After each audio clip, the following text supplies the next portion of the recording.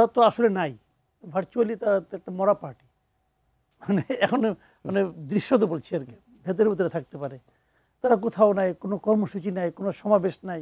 এবং এটা আমার কাছে খুব বিস্ময়কর ঠেকেছে যে তারা নিজেদেরকে এত বড় পার্টি দাবি করে, তাদের কোথাও কোনো নেতাকর্মী রাস্তায় বেরোচ্ছে। হ্যাঁ, এটা ঠিক যে নেতাকর্মীরা বেরোলে তাদের অনেকে গণপিটুনির মুখোমুখি হচ্ছে, অনেকের উপর মব ভায়োলেন্স হচ্ছে, পুলিশ ধরছে, এগুলি সবই ঠিক আছে।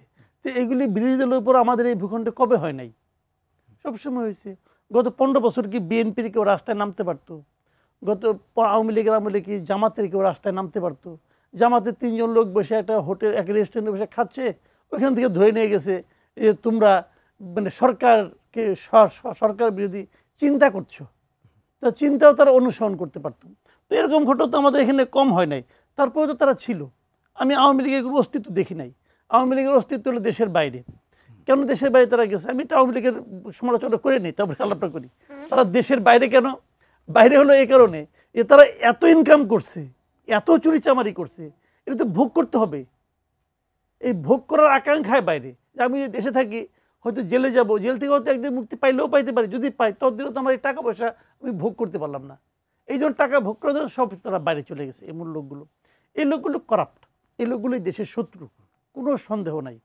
এই প্রত্যেকটা লোকের আমি বিচার চাই, এবং এমন বিচার চাই যে বিচার দেখে পরবর্তী সময় যারা রাজনীতি করতে আসবে তারা যেন ওই বিচার দেখে তাকে একবার চিন্তা করে এই কাজকে আমি আবার করবো। এটা করে লিলি হালাল বিউটি সোপ, বিএসটিআই কর্তৃক সনদপ্রাপ্ত দেশের প্রথম হালাল বিউটি সোপ, দীপ্তিময় উজ্জ্বল ত্বকের জন্য। কিন্তু এই সমস্ত বাস্তবতা মানা সত্ত্বেও আমি কিন্তু আওয়ামী লীগ নিষিদ্ধ করার পক্ষে না। কারণ আমি মনে করি এদের সংখ্যা বড় জোর 10,000, 20,000, 1 লাখ। 1 লাখ লোক এরকম ছিল যারা দুষ্ট, যারা অন্যায়কারী, যারা খুনি, যারা লুটপাটকারী, পাচারকারী। 1 লাখ লোক ছিল আওয়ামী লীগের। এই 1 লাখ লোক পুরো দেশটাকে আওয়ামী লীগকে তারা চালাইতো এবং তারাই কর্তৃত্ব করত। এবং এদের হাতে আওয়ামী লীগের লোকজন নির্যাতিত হয়েছে, প্রচুর হয়েছে। আওয়ামী লীগের লোক মারা যায় নাই, মারা গেছে, প্রচুর লোক মারা গেছে।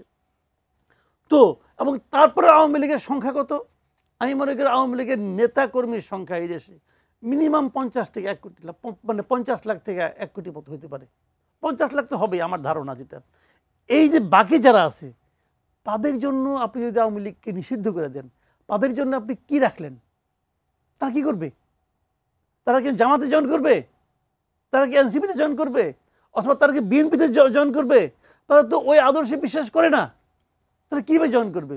এখন আপনি বলবেন যে আওয়ামী লীগ, অনেকে বলে দেখি আওয়ামী লীগ যখনই আসছে তখনই আওয়ামী লীগ একটা আকাম করছে, একবার একদলীয় শাসন করছে, আবার এইবার আরেকবার এটা স্বৈরাচারী ক্যাম্প।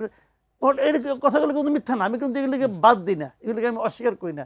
74-এ তারা যেটা করছে এটা গণতন্ত্রের কোনো সংঘাতেই পড়ে না। সমস্ত দলকে নিষিদ্ধ করছে, অন্যায় করছে, যেই করুক, এটা শেখ মুজিব করুক আর যেই করুক, এটা আমাকে আসা যায় না। হাসিনাও এটা করছে।